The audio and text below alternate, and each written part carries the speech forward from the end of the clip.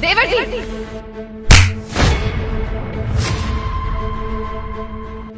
आपकी हिम्मत कैसे हुई अपने भाई के वॉलेट से पैसे निकाल के जाने की? भाभी, आपकी हिम्मत कैसे हुई मेरे हस्बैंड के ऊपर हाथ उठाने की? अरे आपके पति ने काम ही ऐसा किया है कि उनके ऊपर हाथ उठाया जाए। अरे ऐसा भी क्या कर दिया इन्होंने जो आपने सबके सामने इन पे हाथ उठाया? आपके पति ने मेरे हस्बैंड के वॉलेट से पैसे चुराए हैं, वो भी बिना पूछे। भाभी बस, मेरे ऊपर ना चोरी का इल्जाम मत लगा। मैंने चोरी नहीं करी है। भैया के पास गया था, बोला था पैसों की जरूरत है, फिर जाके पैसे वॉलेट से निकाला। ऐसे झूठा इल्जाम मेरे ऊपर मत लगा, समझी ना? आपने जब उनसे पूछा था तो उन्होंने कुछ नहीं कहा था। उनकी चुप्पी को आपने हाँ समझ ली थी क्या? और क्या जरूरत है उनके वॉलेट से पैसा निकालने की? आप इतने बड़े हो गए हैं, शादी हो गई है, खुद कमा भी तो सकते हैं ना। अपनी बीवी को शॉपिंग कराने का तो बड़ा मन करता है आपका, कमाने का मन नहीं करता है। बस भाभी, बहुत हो गया। सब समझ में आ रहा है मुझे कि आप इस तरीके की बातें क्यों कर रही हैं हमसे। आपको ना मुझसे और मेरे पति से बहुत जेलसी है। मेरे पति मुझसे इतना प्यार करते हैं, मुझे शॉपिंग करवाने के लिए बाहर लेकर जाते हैं, मूवी दिखाते हैं। और आपके हस्बैंड तो आपके लिए सब कुछ करते ही नहीं है। इसीलिए आप ये सब ड्रामा कर रही हैं हमारे सामने, मेरे पति की इंसल्ट कर रही है मेरे सामने, अपने पति के सामने। आपको शर्म नहीं आती? देखो, जिस पैसे से तुम्हें तुम्हारे हस्बैंड घुमाते हैं ना, शॉपिंग कराते हैं, वो मेरे हस्बैंड पैसे देते हैं, तब जाके तुम लोग घूमते फिरते हो। तो तमीज से बात करो, घर की छोटी हो ना, छोटी बन के रहो।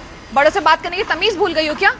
देखिए भाभी, आपका ना बहुत हो रहा है, बहुत ज़्यादा हो रहा है। मैंने पैसे निकाले हैं ना, तब मुझे बोलिए। हनी को बोलने की कोई ज़रूरत नहीं है। और भैया, आपको शर्म नहीं आ रही है? आप खड़े खड़े तमाशा देख रहे हैं। भाभी आई मेरे ऊपर हाथ उठा दी, पर मेरी बीवी को आपके सामने जलील कर रही है और आप खड़े खड़े तमाशा देख रहे हैं। आप कुछ बोलते क्यों नहीं है? क्या बोलेंगे वो? हर बार तुम्हारा ही साथ देते हैं। अभी तुम गलत हो, इसलिए वो तुम्हारा साथ नहीं देंगे। देखो, यहाँ जो भी होना था ना, वो हो चुका है। हम अंदर चल के डिस्कस करते हैं। माफ करिए जेठ जी, लेकिन अब बात अंदर जाके नहीं होगी। अभी हम शॉपिंग करने जा रहे हैं, जब हम लौट के आएंगे ना, उसके बाद बात कर लेंगे। और हाँ, फैसला सुन लीजिए हमारा। अब हम दोनों आपके साथ नहीं रहेंगे, हम लोग अलग रहेंगे। अब चलते हैं यहाँ से। सही कह रही हो तुम, बैठो।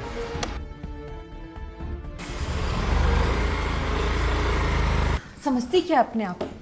कैसे बोल के चली गई मुझे?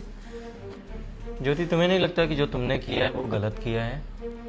ऐसा क्या कर दिया मैंने जो गलत लग रहा है आपको? तुम्हें उसके वाइफ के सामने उसे थप्पड़ नहीं मारना चाहिए था। तो कोई पहली बार थप्पड़ नहीं मारा है, उससे पहले भी कई बार थप्पड़ खा चुके हैं वो मेरे हाथ का। भूल गए क्या आप? मैं मानता हूँ कि तुमने उसे बहुत बार थप्पड़ मारा है, समझाया है, लेकिन अब बात और है। कोई बात नहीं है, जो गलत किया है उन्होंने, उसके लिए उन्हें थप्पड़ ही पड़ना चाहिए था। आप भूल गए क्या? एक बार कॉलेज के लिए जब वो आपके वॉलेट से पैसे लेके जा रहे थे, तब भी मैंने थप्पड़ मारा था। तब तो किसी ने कोई ऑब्जेक्शन नहीं की, तब तो सबको मैं सही लग रही थी। लेकिन आज मैं गलत लग रही हूँ। क्यों? ज्योति, ये बात तब की है जब उसकी शादी नहीं हुई थी। अब वो शादीशुदा है। शादीशुदा हुआ तो क्या हुआ? आप भूल गए क्या? जब से इस घर में शादी कर कर आई हूँ, तब से उन्हें अपने छोटे भाई की तरह प्यार किया है, उनकी चीजों का ध्यान रखा है, उनका ध्यान रखा है। अरे इतना हक तो बनता है ना मेरा। मैं उनको सुना सकती हूँ, उन पे हाथ उठा सकती हूँ। भाभी हूँ मैं उनकी। हम दोनों का रिश्ता भाभी देवर का कम, माँ बेटे का ज्यादा है। आप सब लोगों को तो पता है ना। ज्योति, ये बात मैं समझ सकता हूँ, तुम समझ सकती हो, वो समझ सकता है, लेकिन उसकी वाइफ तो नहीं समझ सकती ना। उसको आए 4 दिन हुए हैं। और तुम बताओ, तुम्हारे सामने अगर मेरे ऊपर कोई हाथ उठाए तुम्हें कैसा लगेगा? नहीं अच्छा लगेगा ना? तो एक बार उसके वाइफ के बारे में सोच के देखो। तुमने सबके सामने उसे थप्पड़ मारा, उसकी वाइफ के सामने उसे थप्पड़ मारा। उस बेचारी को कैसा लगा होगा? और उसका भी छोड़ो, तुम एक बार अपने देवर के बारे में सोच के देखो। उसको कितना गंदा फील हुआ होगा कि उसकी वाइफ के सामने तुमने उसे थप्पड़ मार दिया। एक बात बताऊं ज्योति, हर वाइफ यही चाहती है कि उसके सामने उसके पति को सम्मान मिले। और इस चीज़ के लिए अगर उसकी पत्नी आवाज़ उठा रही है ना, तो मुझे नहीं लगता कि वो गलत है, वो बिल्कुल सही है। और सच बताऊं तो मुझे ये लगता है कि तुम्हें अपनी गलती का पछतावा होना चाहिए, एहसास होना चाहिए कि तुमने गलती करी है। सही कह रहे हैं आप, मैं गलत हूँ।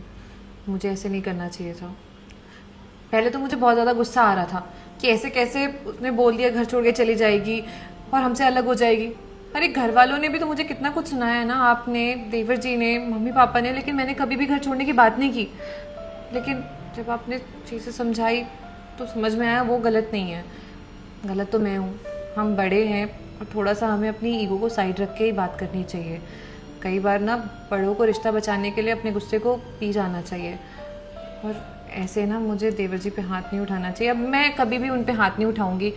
और मैं समझ गई हूँ, अब वो बड़े हो गए हैं, छोटे बच्चे नहीं है जो ऐसे मार पिटाई से उन्हें समझाया जा सके। अब समझदारी से अच्छे से चीज़ों को समझाऊंगी। अगर कभी भी वो कुछ गलत करते हैं तो वो आ जाएंगे तो मैं उनसे माफ़ी भी मांग लूँगी। मैं बस यही चाहता था कि ये जो मेरा हंसता खेलता परिवार है ना, वो बिखरे नहीं, लोगों को अपनी गलती का एहसास हो। क्योंकि ये मेरा जो हंसता खेलता परिवार है ना, इसको बिखरते नहीं देख सकता मैं। हनी, वो देवर जी, वो आप दोनों से मैं माफ़ी मांगना चाहती हूँ। मुझे ऐसे आप पे हाथ नहीं उठाना चाहिए था और तुमसे ऐसे बदतमीज़ी नहीं करनी चाहिए थी। मुझे अपनी गलती का एहसास है, मैं घर की बड़ी हूँ, पर ऐसे छोटी छोटी बातों पे आप लोगों पे हाथ उठा दूंगी या सुना दूंगी, वो सही नहीं है ना। मैं वादा करती हूँ कभी भी ऐसे आप लोगों पे हाथ नहीं उठाऊंगी और ना ही गुस्सा करूंगी। कोई सॉरी भाभी, इस तरीके से माफ़ी मत मांगिए, हमें भी अच्छा नहीं लग रहा है। और जाने अनजाने में अगर हम लोगों से गलती हुई है तो हमें भी माफ़ कर देना। बड़े लोग हो आप लोगों से ऐसे ऊंची आवाज़ में बात नहीं करनी चाहिए थी। हाँ भाभी, मैं भी आपसे माफ़ी मांगना चाहूँगा। मैंने भी आपसे ऊंची आवाज़ में बात की, गलती मेरी भी है। खैर, अब ये सारी बातें छोड़िए, मूड स्पॉइल नहीं करते हैं। आप लोग आराम से बैठिए, मैं चाय बना कर लाती हूँ सबके लिए। हाँ, मैं भी चलती हूँ ना, साथ में चाय बनाते। आइए।